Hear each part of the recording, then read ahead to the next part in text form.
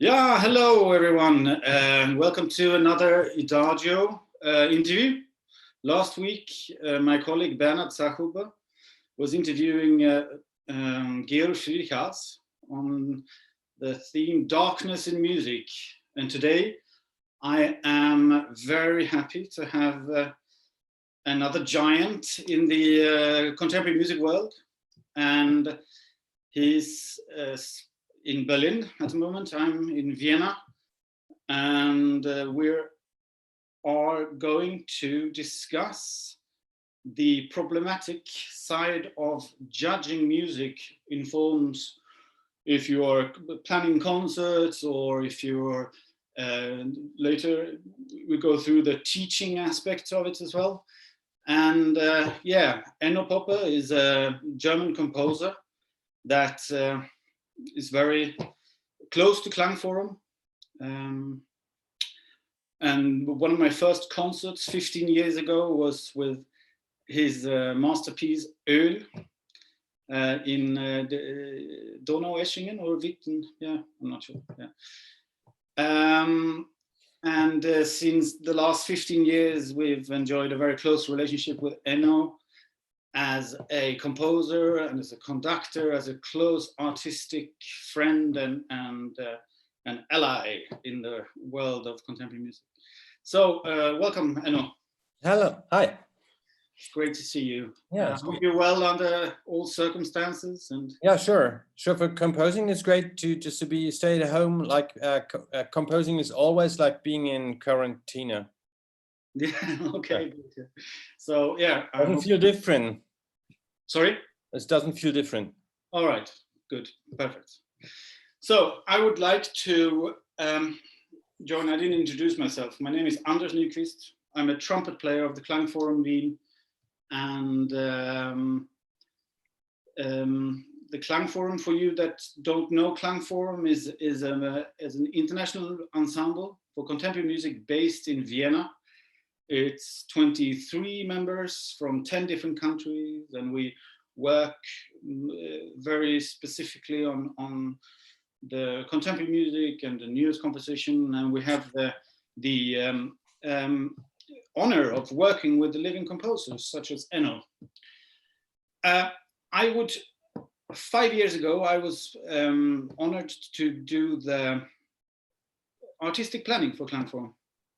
So I was scheduling concerts and planning concerts, and with close contact with the composers and conductors and so on. And I had many very interesting discussions with Enno about this. So I thought now it's time to come back to this. And about the problems that you see when you hear music that is new to you for the first time. So which, for you, Enno, like how do you approach music that is new to you? And which process does your mind go through until you reach the decision to follow this person's art further? Oh, well, it depends, sure. You know that I'm a very curious person, and I'm just curious about new things. So I'm always interested in new ideas and new stuff. So if the music isn't there, some music which doesn't remind me to any other music, it is interesting for me. So I'm always just looking for things that are really, you know, it is kind of surprising me or it is astonishing me, whatever. So that is just very clear that this is interesting, that music and new music is interesting, because it's kind of, I never understood people who like to listen to the same music all the whole life, just the songs that they cited as 15-year-old, and they listen to the songs all the life. So I think it's really great to listen to new things. And that's the first point. So sure, that's not all. So what was the question? It was about the criteria. What happens when the question is, when you hear new pieces from a new unknown composer that for you, yeah, what is the process that your mind need to go through or the steps of the things from the very, maybe a little bit of a shock point in the beginning, there's something new, right? And then to the steps of you reaching the decision to, I'm going to program this piece by this composer. So I think there's not one criterion for all pieces. That means I have my criteria, what means all pieces which are fulfilling my criteria are the good ones. So I think it's really necessary to get the criteria from the artists themselves. So sure, what the composers are interested in sometimes is different than what I'm interested in, but that doesn't mean that there's not interesting music. So the composer, I think the composer interests makes that I am interested in something what I didn't know before. So that means, for example, if there's a young composer with a complete new idea about sounds or about whatever, what the music means or what is the music about, so the more he shows me his idea, the more I get what it's about, the better the piece is. So you know that there are lots of pieces where you just don't get the idea because there is an idea, or maybe there is something new in the piece, but you just don't realize it, that there's something new because it's covered by lots of, routines, maybe just musical things, what comes from somewhere, just, that like orchestra pieces sound very often like orchestra pieces. They sound all the same, all the time, because, they have just the sound of the orchestra is kind of making things similar, even if there's possible to have much new ideas in that.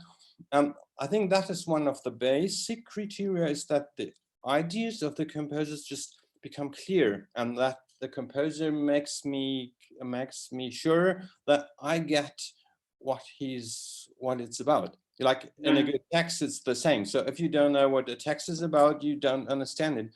And with music, it's just the same. So I think that's a very important point. So sure, there are points of, for example, what is energy? What is kind of, what is the music? What touches you? What kind of music is getting to you, what is the body of the music? What's the energy of the music? The dramaturgical aspect of the music. But there, I think you can't make kind of an overall for all pieces. These pieces are good because it's like this, because that you can imagine a piece where it's completely different. Yeah. I mean, I remember I do still, also with different kinds of art forms. It's like when something, it's a little bit like a shock, it's like a kick, that hits me, and then I'm right away awake. Yeah. And I'm interested in listening further, and so on. And that is art. You can, the composer knows more about his piece than the listener. So the composer takes the listener by the hand and leads him through the piece. So the composer, I think, helps the listener to understand why he's writing the piece. And if this doesn't happen, it's just difficult to understand what happens. Yeah, I also I'm completely fascinated with music that I don't like. Because that evokes such a much stronger feeling than it's something that I find, oh, that's okay. If I go into a museum and see an installation or a work of art, and then I dislike it, I hate it, I prefer that much more than if I, but I think taste says lots about you, but not about the art. So if you just kind of, this, sometimes it's really boring. Just, I like that, I like this, and I don't like this. That is not interesting, because, like, for example, when you speak to scientists, it's not the first, just you say, I don't like this theory and that theory I like. So the one I like is better than the other one. That doesn't make sense. So I think, sure, art is not theoretical, but this the way of you first deal what people are doing before you start with judging. It's much more interesting, because you get much more, like, or for example, you're in nature and you say, you know, you're in the mountains, and you say, I like this mountain, but I had that mountain because this mountain is beautiful and that one isn't. So maybe you can do like this. For sure, there are famous mountains and less famous mountains in the Alps, but that's not so super interesting. I think it's more, it's about something else. Yeah, absolutely, yeah. But it's also, I found it always a quite humbling experience to go through, because it's a very difficult process because it's something so abstract and something so individual. So when you then, at the end of the day, have to find a decision, you almost have a little bit of a bad conscience or an insecurity in the stage where you actually make the decision. I think that's yeah, it was always, it's still is a very humbling experience. You know? Sure. In fact, I do often like things that I don't understand. So maybe it's the same what you say. I like things I hate. I say I like things which I don't understand. For example, I really love a traditional music of wherever. Like if you watch a theater piece from Indonesia, it's 4 hours and you have no idea what happens. And I think it's just great. You know, that is kind of, you know, you get, there's an intensity of something where maybe you don't know what they are talking about. You don't know who's the good and who's the bad in the piece. You don't know what is happening. That is great, because this is in that point, that's art. Do you think, as a living creative composer or conductor or a musician, in my opinion, is it important to also dislike music? No. No, that makes no sense. So in fact, when I am as a musician and I'm making a concert, disliking makes no sense. So I think while I'm working on music and while I'm just performing a piece, or while I'm performing it, I think it doesn't make any sense. I'm on stage and to perform a piece what I don't like. So if there's a piece I don't like, what happens in concerts, that's not the point I'm dealing with. You know, I don't show I know there are conductors who want to show the public how bad the music is they perform, but this makes absolutely no sense for me. Yeah. No. Because maybe I just didn't understand that this is a beautiful piece. So I think it's just, that's not the point. Yeah, all right. I mean, I know and Enno is a very active teacher, and this comes also to a certain, it's getting involved to a certain degree with teaching, right? Because composers, young composers and students come up to you and show you scores or recordings I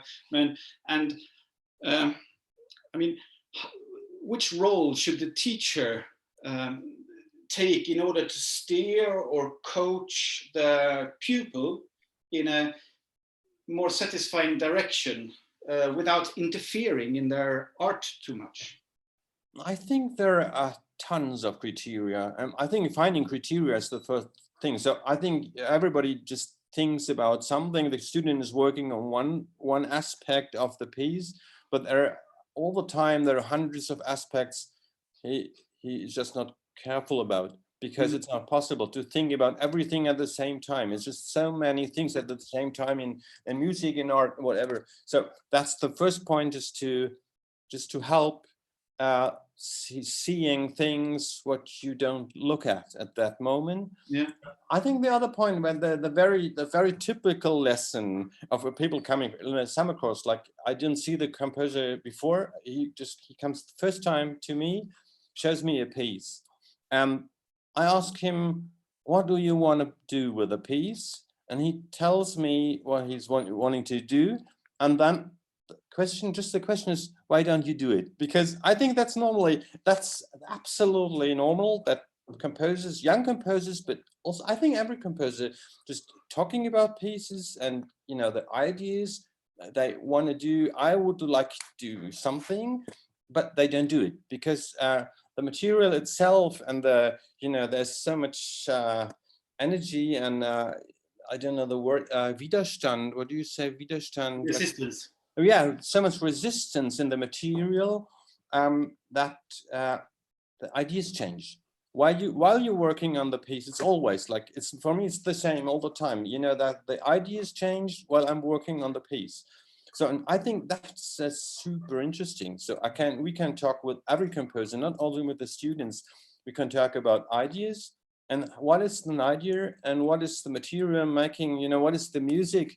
It makes the music itself, the energy, the flow of the music maybe is different, and maybe you have to follow the music and you don't have to follow your plan. And there's an interdependency between plans, structures, pre-structuring, pre-thinking, and what is happening in the music. If the music doesn't have this, if you get that the composer only is with his idea and the music, you know, the energy of the music is not right, the music is not right. So I think that's the, you know, das Gleichgewicht, the equilibrity, like, you know, between that's lots of interesting questions. Yeah. Yeah. I mean, which teachers or mentors that you have had have you learned the most from, but not so much what's the most importantly is why their way of passing knowledge or steering you or coaching you in a direction It's super is for you inspirational to take on to the next generation of younger composers? It's two. So the first is Christian Neuwirth, who was a great person because he said always something unexpected. So even after years, he had always something I didn't think about, because he just had so many, you know, the knowledge about everything, you know, about so many things, but didn't have to so much contact with music or whatever. But, you know, he found always the point. He never said something good about the music. You know, he never said that's good work. He had always something what I didn't think about, but that was a catastrophe because I didn't think about it. You know, that was good. That was very old style, you know, of teaching. The other composer was Hans-Peter Kiebutz, but that was a good time because we lived in the same building at that time. So I saw him every day. I was not his pupil, but he was 10 years, he's 10 years older than me. I was a student and he was just starting his career as a composer. That was great because we just seeing each other every day. I think at the end, always I learned more with other students and with colleagues with the same age than I learned from teachers. You know, this kind of I am the great man and I know what it is, and I say you have to compose like this, and the sonata form works like that. That's not the most interesting for me. That didn't work. Yeah, I mean, it's interesting for us because it's a completely different world. With I wouldn't know where to start to steer anyone. When somebody comes, for example, when you teach at Darmstadt, you have 200 students coming, wanting to show you a score, and they want your advice on how to take this further. It's very inspiring for us musicians to because it's understandable. I mean, not understandable for us. How to help or without interfering too much. But that's what you just said. It's I mean, it's great. Yeah, but in fact, I don't understand it too, because sure you need more time than in Darmstadt. You have one. I think I had 100 students in 1-2 weeks, so that makes it is completely, you know, that is so exhausting, and you throw so many things on these people, and you have to give. So I'm completely dead after that. Interesting, but I think that's not the right way. It's not a good way to teach people, or because I think it's about communication. You need more. You need to go deeper into it, and that needs time. All right, my friend. I think our time is soon up. Yeah. Any last words? Oh, sure. Like 100. So we need more time. Yeah. That's what I said. Yeah. All right. I would like to, thank Enno for doing this with me. brilliant. I miss it. Pleasure. I hope to see you in person very soon. Yeah, sure. You listeners and watchers, below here, there's a link that I chose of a piece that Klangforum Wien played 2013 in Donaueschingen, and it's Enno's masterpiece, 75-minute grand statue called Speicher. And the piece that I chose is the fourth movement of this masterpiece. I mean, preferably you should just watch it all, listen to it all. Sorry, but I chose this fourth movement because I think it shows many aspects of Enno's mastership. Yeah, so thank you very much. Thank you, Anders. Thank you, Enno. Great. Thanks.